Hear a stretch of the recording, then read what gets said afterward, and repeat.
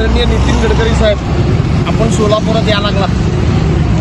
पुणे सोलापूर रस्ता आणि तुळजापूरवरून जाणारा जो रस्ता आहे, कोकणातून जो रस्ता झाला तो सुशीलकुमार शिंदे आणि शरद पवारने मंजूर केलेला रस्ता होता.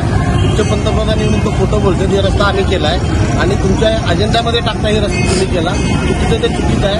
आता मला सांगा, हा जो रस्ता आहे, हा रस्ता बनवत असताना हायवेवर तुम्ही असं ट्रॅफिक उभा करताय, याची तुमचं नियोजन तुमचं झालेलं नाही आहे. चुकीचं आहे ना ते.